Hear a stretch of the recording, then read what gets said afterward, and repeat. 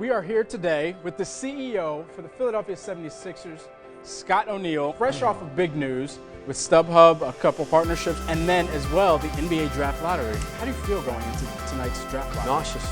Nauseous. I really do, yes. You know, this has been a 3-year process of a teardown, and we're just starting to build.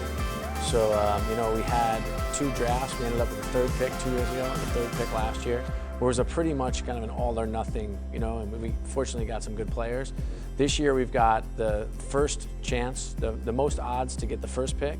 We also have a 44% chance of getting the Lakers pick, which would be at 4. Wow. We've got the 24th pick and the 26th pick. We've got cap space. Yeah. We've got a new president, Brian Colangelo, who's brilliant and understands trades and relationships and culture building. So we're in a really good space. Certainly. And as a Philadelphia, greater Philadelphia native and Yes. Sixers fan, that all sounds great to me. Good, me too. And I'm hoping it's for the time. It's time to build. It's time. It's Really very is. much time. Yeah.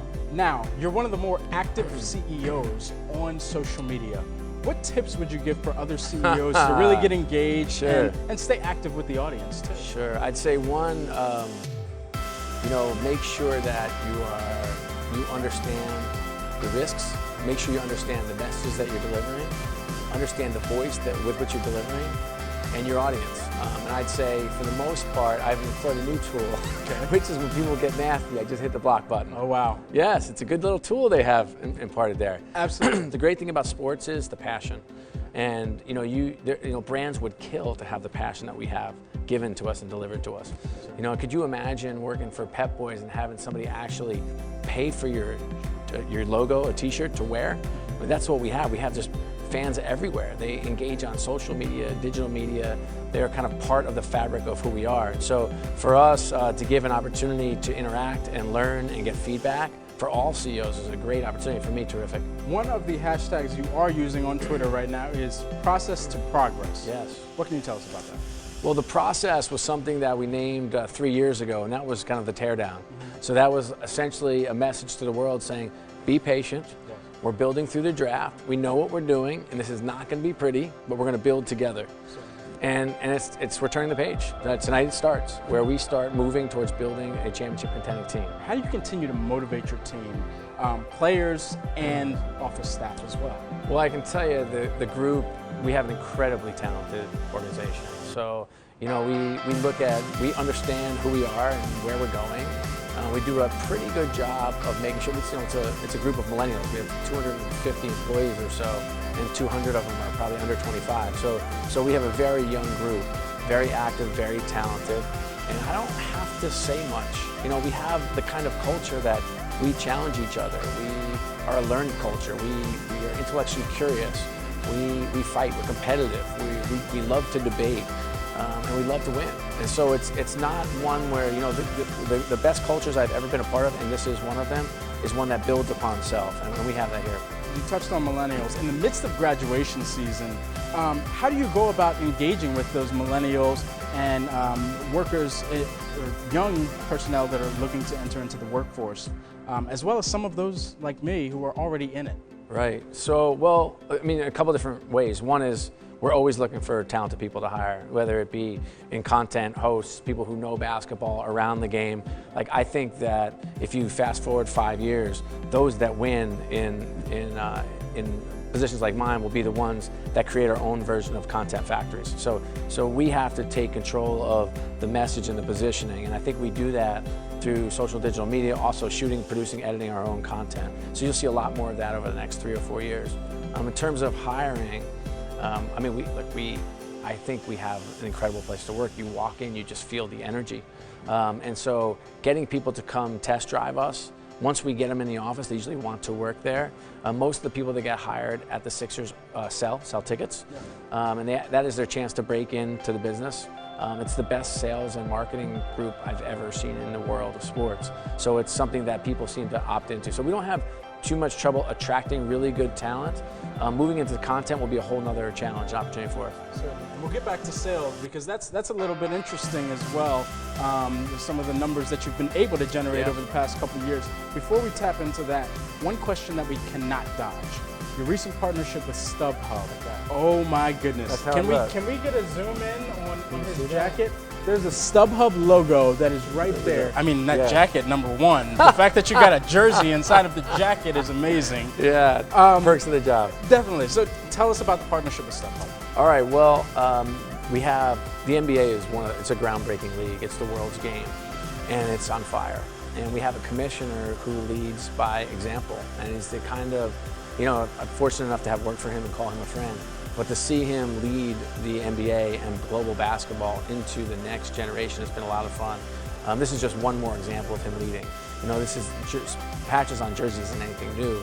If I've been in Europe and seen a soccer match, I've seen a hockey game, I've seen a basketball game, and they all have jerseys adorned with logos. It just has never been done on one of the four major sports. And it takes strength and courage and leadership, and the board of directors, which is made up of the owners of the teams, and Adam have agreed to allow teams to do it, and we're first to the party. Yeah. And it's been an incredible run. StubHub is the kind of company we like to do business with. They're innovative, they're different, they're fun, they're smart. Scott Cutler, who's the new president, who's had an incredible run so far, has been a longtime friend, and he just sees the world differently. He sees the world as if, or what if, and that's the kind of partner we love to be with. Despite on-court kind of interesting times, rebuilding seasons, you've still managed to run an organization that ranks third in ticket sales. What strategy have you implemented to attain that success? A couple things. One is, I talked about the culture before, and you have to have a place that's inspiring to work. The second thing is, there are two things that sell in our business. Winning is one, and that's the easy one. Easy one to sell when you have it, not so easy to develop. And the second one is hope, and we have a lot about that. And you can help guide the hope through marketing and messaging, but it's really the culture and the staff that drive it. And then thirdly, and probably most importantly, is the market of Philadelphia, which you're very well aware. It's an incredible sports market, and we're really fortunate to be in Philadelphia. We're running short on time, but what I do want to ask you, here at Nasdaq, innovation and entrepreneurship are in the heritage of our company. What advice would you give to young entrepreneurs out there, ambitious leaders, that next generation who's looking to perhaps be the CEO of Philadelphia 76ers one day? I would say get in the game first. Stop talking about it. Actually go and do it. If you want to get in sports, go get in sports. If you have to get your foot in the door, get your foot in the door. If you want to have to get in by selling tickets, go sell tickets. The best way in is to actually get in and get off your butt and do it. That's the first thing. The second thing is make sure that you're connected and that you're taking care of people and relationships, because the world is so small and getting smaller, and this business, this industry is even tinier. And so you have an opportunity, like I look at the guy who runs CAA Sports right now. CAA is a huge global sports marketing agency. We started as kids, 22-year-old, and he's, Brett Yormark, who's running the Brooklyn Nets, was 26 when I was 23 at the Nets. So you have three guys running pretty big businesses in this business, and we started as children. Now we're all friends, and I remain friends with most people I work with. So I oftentimes tell the young people I work with, you've got 100 people your age here. 10 of them will be running companies in sports in the next 20 years. So what a great opportunity to farm from. So I think two, also is just to create the relationships. And I'd say, 3, don't ever get outworked, ever. We do have a bit of a challenge for you since you're here. I'm open.